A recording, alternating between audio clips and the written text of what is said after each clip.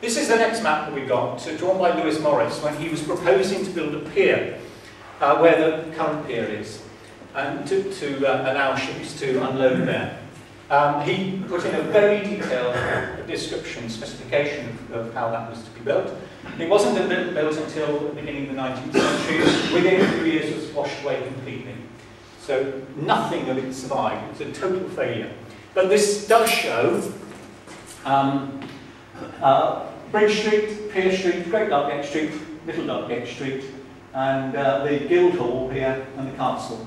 So it's all there, it's pretty accurate, and it's the only plan we got from that period. He then produced a chart which is a bit more schematic. So the town's there, the castle here, Trefethen showing clearly, the bridge at Trefethen, Plasgrig and Llanbadarn.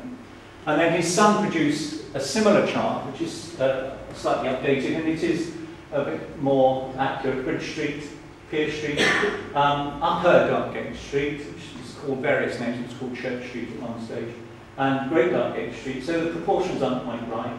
The Guildhall, St Michael's Chapel, and the castle, lime kilns, and this is Tabernacle, I'm pretty sure, and then Trefethen is clearly there. He shows one or two things that is not on his father's map. So the mill is there. Plasgrig has now become a castle. It hadn't ever been a castle, but on that it shows as a castle. And the turnpike gate is there in its original position in Northgate, not where it was later on the junction of Llanbadarn and Penglais Road. Then we've got a map produced probably for Gogerithen in 1797. And it doesn't show all the properties, but it shows a number of properties that have letters on them. I think 24 properties have A, B, C, and so on. And then quite a few of the properties have numbers on. We don't have the schedule to go with this, so we don't know exactly what they represent, but I'm pretty sure the properties that have got letters on were owned by the Gogerithen family. So you'd expect the Gogerithen arms to be there marked very clearly in red, and quite a lot of these other plots that go between Great Darkgate Street and what is now Queen Street, and others off Pier Street and so on. They're highlighted in red. It shows the House of Correction where the police station was later, where Halifax is now, and it does show some of the very first buildings built outside the town walls from 1797 onwards. And they've got numbers on, which is a bit odd. And the Gogerithen deeds survive. There's a very large number of them. The very earliest one goes back to 1332, and it mentions the town cross, which is something that's not recorded in many documents. The highway which leads from the cross in the said town to the River Friedel, which is presumably Bridge Street, and then one tenement, the moiety of a tenement which lies together in Bridge Street with the High Street, which leads from the High Cross towards the bridge there on the west. So we are referring to a cross, not a crossroads. And there are other documents that refer to, a few other documents that refer to the cross. So we've got a lot of deeds going back to medieval times, and what I'm hoping is that we can actually link them to these plots, so that we know who was occupying some of those plots in medieval times and onwards. And then this is another example of what we got from the Gogerithen deeds. I've extracted all the references to Lucaris Lane, and there's various spellings of it and various pronunciations. The problem is that by analysing this information very carefully, I cannot work out where the street was, because these conflict. Some of them say they're on one side of the street and some on the other, and I think we're talking about the same street, but it is confusing. But we do have these documents that need analysing in detail, and we can then really start getting a grip on what Aberystwyth looked like, or was like, in places anyway, in the 15th, 16th, 17th and 18th century. Then our next map was produced by William Cooling, probably for the Nantails estate. It's got numbers on every plot, but again we don't have the schedule, which is very unfortunate. And it's been heavily annotated subsequently to 1809 because it shows Market Street, which wasn't built until 1835. There it is.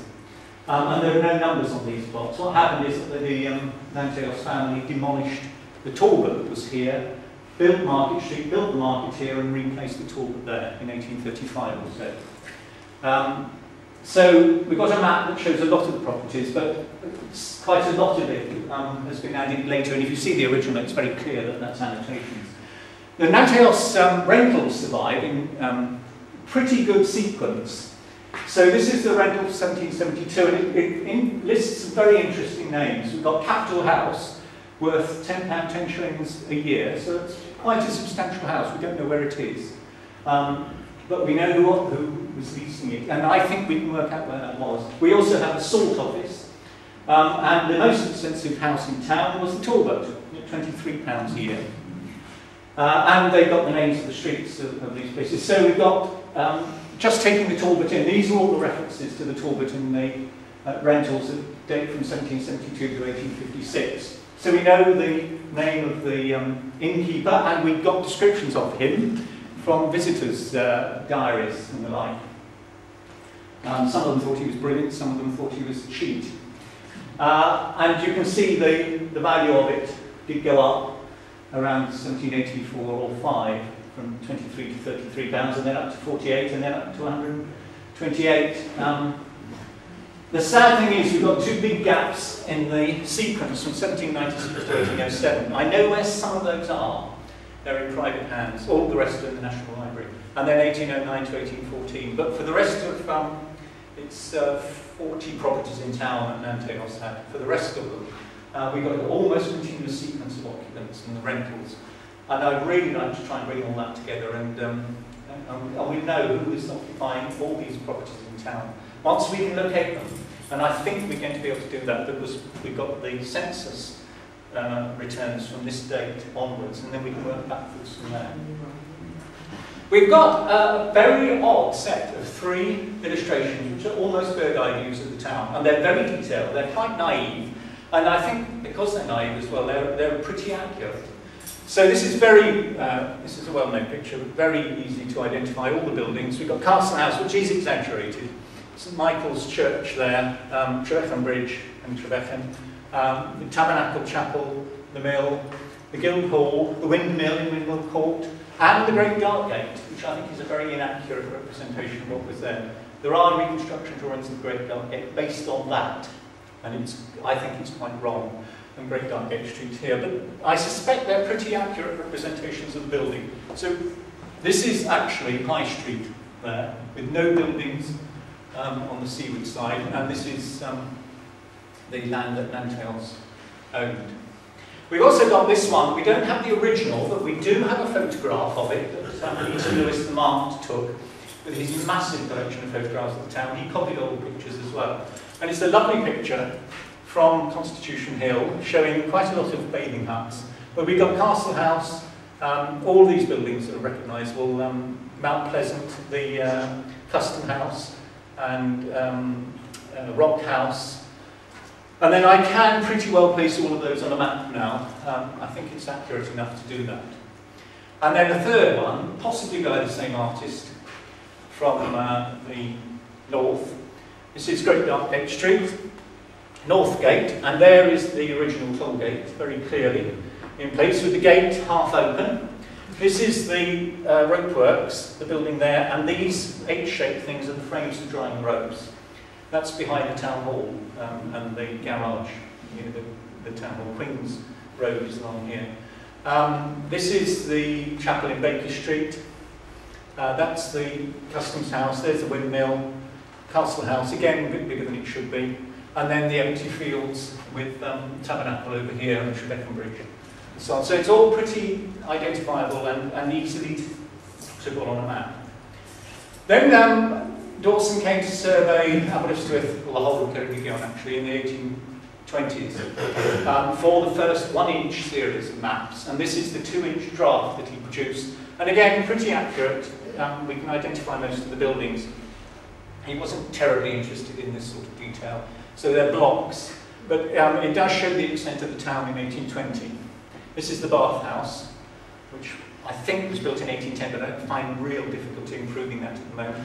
Castle House, Customs House on the prom, Rock House sticking out as it still does, with Pier Street and Great Dark Gate Street clearly there. So that's all been put on a map as well.